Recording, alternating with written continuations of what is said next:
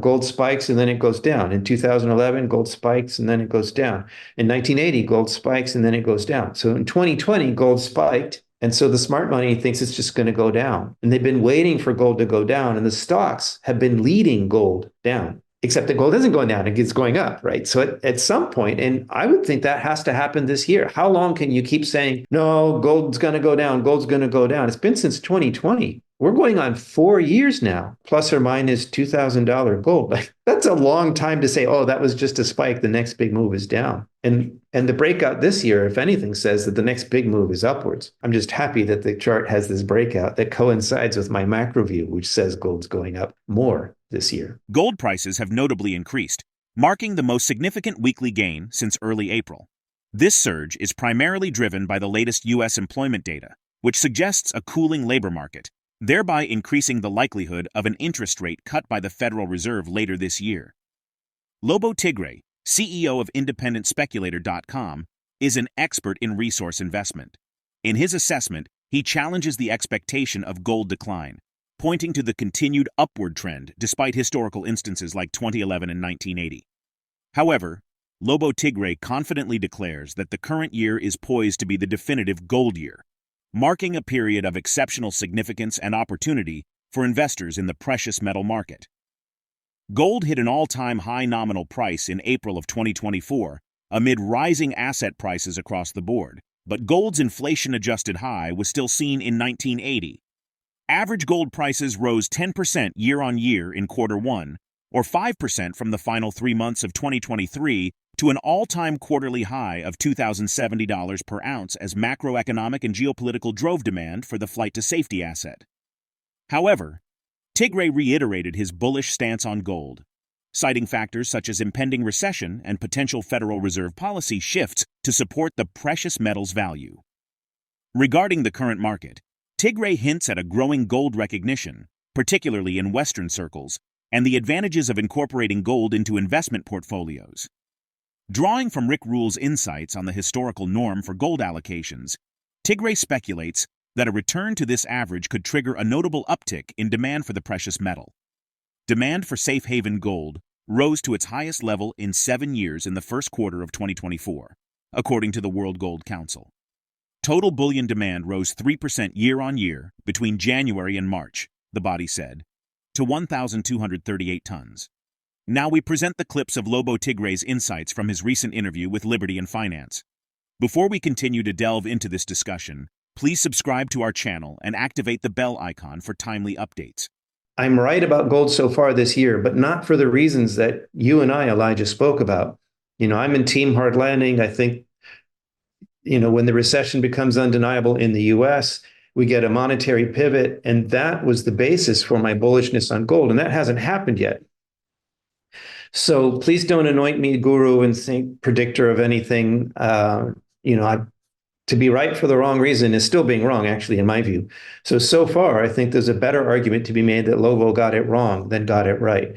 But I'm not just being modest. The other reason for bringing it up, besides please don't make me a guru, because the gurus always disappoint. Right? Sooner or later, the guru will lead the train off the cliff if you believe everything they say. So I'd rather people are skeptical of me. But the answer to your question, though, is that all the reasons why I was bullish on gold when you and I, your father, spoke, that's still on the table. That's still in front of us. So, knock on wood, but if the worst a gold correction can do is take us down towards 2,300, and we're going into all those things for which I'm bullish, recession and Fed pivots, and even without the recession, the Fed, cutting rates because it kind of has to for a number of reasons. All of these things say that, I hesitate to put the numbers out there, but if we go up 10 or 20% from where we are now, that gets us to, another nominal high after another nominal high as going through this year, never mind getting to a real high. So it's kind of exciting. I don't want to, me, I don't want to be like Kramer pounding the buy button, but it is pretty exciting to be in a situation where the downside seems limited, in a speculative situation where the downside seems limited. So yes, for all the reasons that probably your audience knows, until they're blue in the face, I'm still very bullish on gold. I see us going into it from a higher base. And one more thing before we move on to the next, and that is, so I was wrong about why gold's up. So why is gold up? And a lot of people saying it's the central banks. And yes, the central banks have been very supportive of gold, but that's been going on since the US weaponized the dollar. So that doesn't explain the hockey stick we've seen recently. In my view, we have a new whale in the gold market besides the central banks. They're still there, right? We just saw the Chinese amount of central bank holdings were just another high. And that is another explanation people are giving that the Chinese are buying. And there's some data to support this, but I don't think that's the whole story. It's not like the whales show up and say, "Here I am, I'm the new whale in the market." I think there are still unknowns here, but I have a feeling. This is not a prediction. It's not knowledge. Okay, it's my feeling that actually, even in the West, there is a percolating awareness that maybe a little bit of gold in the portfolio wouldn't be a bad idea, a little bit of hedging. I'm hearing more of this on mainstream financial media. People who seemed that they couldn't even spell gold a year ago are now starting to talk about, even just to mention it is a kind of incredible, but they're mentioning it like, maybe a small allocation to gold wouldn't be a bad idea, which brings us to, and I know you've talked to Rick Rule about this, his idea of, the 4-decade mean allocation globally to gold in the asset portfolio globally is something on the order of 2%. And it's been down around 0.5% recently. So if gold reverts to the mean, you have a 4x increase in investment demand. And I'm not promising that, but this is my sense. I think this new buyer on the market, it's not one person. I think there's an awareness out there that, you know what, a bit of hedging in my portfolio with a bit of gold might not be a bad thing. And that, if I'm right, and if we see that strengthen this year as things get scarier, I think that's a real game changer.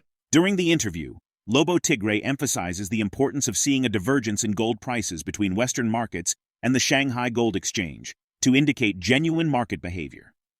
He advocates for the Shanghai Exchange to take precedence, ultimately aiming for a shift away from the dominance of London and Chicago markets. Even amid economic uncertainties, China's gold allure has never been more potent. In 2024, amidst soaring global prices, the nation's appetite for gold surged, defying trends and expectations. According to the China Gold Association, gold consumption in China increased by nearly 6%, reaching about 308.9 tons in the first 3 months of 2024, compared to the same period last year, despite the global price surpassing $2,400 an ounce. Regarding his earlier perspective on silver's lag behind gold during breakouts, Tiggre acknowledges recent shifts in market data with concern, given the latest breakout in gold prices. Despite this, he offers reassurance to silver bulls, noting that silver is now closely tracking gold, suggesting a revival of its role as a monetary metal. Let's get back to the interview. When the Shanghai Gold Exchange set up and we started getting like live quotes from Shanghai instead of just the US or the London fixes and so on, this alternative gold price data out there, a lot of people got excited. I got excited that there would be price discovery. If there's manipulators on the COMEX, they're not going to be able to manipulate the Shanghai Gold Exchange. But the problem, it just seems like what the Chinese were doing is they were looking at the COMEX and then, adjusting for renminbi. So there was no real price discovery. It was just whatever the West was doing, adjusted or translated into Mandarin, if you will. You looked at it, there was very little divergence. There was no new data coming from China to inform, the West. The Shanghai Gold Exchange did not move the Western prices. I'm hopeful that will actually change this time around. To see divergence in the prices, that's important. That tells us that the markets are behaving differently instead of one just tacking on a fee on the other. And I'd like to see that continue. I'd like to see more of that. I think we'll get, because as I understand it, the Shanghai is a physical clearing market. So it's much closer to the real deal, like what you actually have to pay to get the stuff in your hand. And I would like to see the Shanghai quote become the primary quote. And, London and Chicago, I'd like to see them fade from importance in this market for reasons I think your audience would fully understand. I think you and I have spoken before about my Darth Silver mantle and about how I think the use case for silver has visibly changed. The data tells us the market is different, not just evil Darth Silver, but the actual data, if anybody will look at it objectively. And the fact is that, we had a breakout in gold in 2020 and silver never did catch up. We never got that lag at first and catch up in the end part.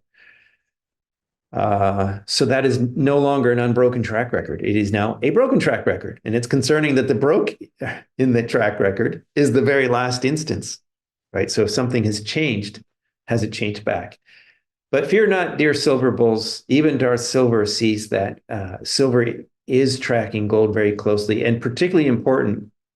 I've been seeing silver track copper more than gold many days over the last couple of years, and particularly until last fall, the last year before that. So last 18 months to 6 months ago, it was incredible how much more silver the chart on a daily or weekly basis would look more like copper than gold. And that was a reason for caution.